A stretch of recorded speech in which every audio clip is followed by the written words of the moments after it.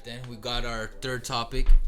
This one is pretty cool because it's just I did a tweet about it before or as the season started.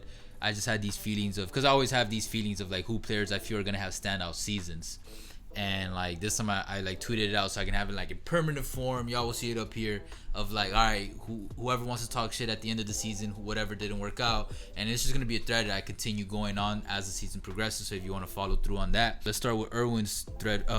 Players first. Erwin, who do you believe are the players that will have standout seasons this year? And by standout, I mean like not that they're gonna have like the best seasons of their career or they're gonna be the best players like winning MVP or whatever, but just like compared to their average seasons in the past few years or unusual, it's going to be a standout season for them, period. I actually got three. Two of them I'm fairly confident about. The third one is one that I'm really hoping, as being from Miami, that I hope it really does happen, and I think it will. But I'm gonna bring up the first two. My first one is actually from the New Orleans Pelicans. I got Brandon Ingram. You know, Brandon Ingram is a young stud. Unfortunately, with the Lakers, he was a part of losing teams. And, when LeBron arrived, it just didn't seem like he'll click well. Now, with the Pelicans, they got a nice squad going on. They got Lonzo. They got Ingram. They got Josh Hart. They got Drew Holiday. And I'm not even mentioning Zion when he comes back. That's a fringe, playoff team right now. Definitely a team to watch out for. And yeah, when healthy, they're definitely gonna be fun. I'll say that. But I think Ingram, I think he's gonna stand out in the sense that he's gonna become a legit, scoring option. Okay. I think, and right now in the season, it's already paying off. The guy's already averaging 26.8 points per game, 8.2 rebounds, and 4.8 assists. Well above his career averages. He's already proving that point. And clearly right now he's looking like the number one option, with and he's still a young guy. I think this season is going to be that season that he's going to show all breakout season. All that promise and all that potential that got him drafted in the second pick in the draft. My other player that I got going on is actually Kristaps Porzingis. From the Dallas Mavericks, the guy, his ACL the same way. Is healed up. He's gonna show up. He's already showing up right now in Dallas. He has 22.3 points, 7.8 rebounds, and 3.3 assists. He's gonna show the NBA that he's back. The unicorn is back, and not only back, but maybe even better.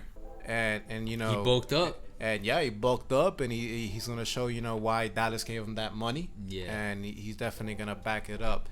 And my third one, and I'm really hoping that this happens, and a lot of people are not going to agree with me with this, is the Miami Heat's Dion Waiters. What? Okay? I was not expecting you to say that name. See, look, hear me out. The guy, he's got to play, first of all. I get you. But look, one thing we could agree on is in the offseason, he put in a lot of work. Yeah. He shredded a lot of weight. He lost a lot of weight. He's not waiters anymore. Now he's got to fix his attitude. The guy's very confident, in his abilities, but I think this season he's frustrated, obviously, with the Heat, with what's going on, and he wants to get traded. But you know what? I think he's gonna put his head down, and he's gonna go to work whenever he does get back, and he's gonna put that season that he had on that first half with the Miami Heat, and hopefully for the whole season, and then he'll be able to demand a trade in the offseason, and teams are actually gonna want him. All right, I got you. All right, my list is a little long just because when I made the tweet, I want to include as many players as I really expected. I'll post it up here so you guys can see. I'm just going to run through it. The list starts with Tyler Hero. He's a rookie, smooth shooter. I think he's got a really smooth game, so that's why I think he'll have a standout season. He's already kind of showing it already. Then we got, and also shooting guard Dion Waiters has been playing as well, so him or Chris or Kendrick Nunn are going to take that place. Or even if he comes off the bench, I think he could be a great explosive player off the bench. We got Trae Young, who's in his sophomore season, I believe, maybe junior. I think sophomore, right? Sophomore. And more developed. Now he got the injury, so maybe not as standout as I expected, but I still think once he comes back, if he comes back with enough time, he's just gonna play better than what he did his rookie season. I don't think he's gonna have that sophomore slump. Steph Curry is probably off this list now because he got that heavy injury recently. But Steph, it was because everybody else on his team was injured. He was gonna have the ball in his hands more often than the past few years. So I thought he could have a potential 2015, 2016 season like he did during his MVP years, and not to that level, but just back to that Steph level that we expected before KD came on. And then his assist numbers would have gone up too if D'Angelo played well. And then I included the Joker, Nikola Jokic, because the Joker, I just think he's still elevating his game. I don't think we've seen the best of him yet, and he's still killing it.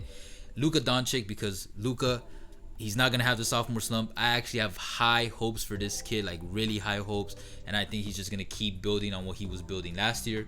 Jimmy Butler, because Butler's going to prove himself like about carrying a team, because he came to this team and this is the first time where he's not just traded in a few years, and he wants to be here unlike the past few years.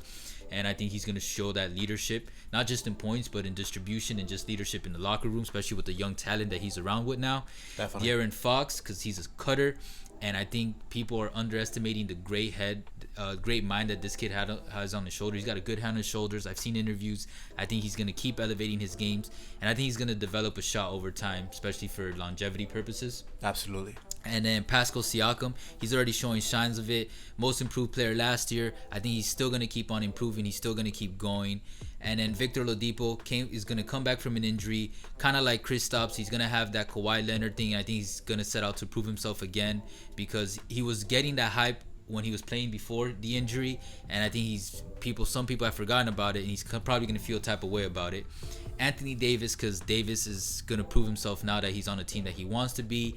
And, he knows that the LA lights are high and bright, and he's just going to show up. Josh Richardson, who was on the Heat before, I actually wanted him to stay on the Heat, but I think he's going to prove himself as a shooter and as a good, at least good starting or great starting shooting guard at 76ers. Gordon Hayward, I think he's going to, now that he's had a year under his belt after the injury, will just keep picking it up because he's got a feel for the game after last year. Donovan Mitchell, who had a semi-disappointing season last year. It was a good season, but just compared to expectations that he had, with the playoffs that he had before last season, I think he's gonna prove himself again and show us like, yo, don't forget about me. There's a reason they call me like Young Flash, all that, the Spider. And of course Kristaps Porzingis, for the same reasons Erwin said, and because I believe he's just like Victor Oladipo, he's gonna have that Kawhi Leonard season where people forgot how great this guy is and how high his potential is, and he's gonna prove himself again. And now he's got Luka. He's gonna first time he plays with another potential perennial all-star next to him, and I think those two are just gonna feed off each other and continue to build. And then we're just gonna close off the show because the camera's about to die. And just check us out on Twitter. And until next time, just take care. Ball Talk Deep, you know what it is. Here's the handle.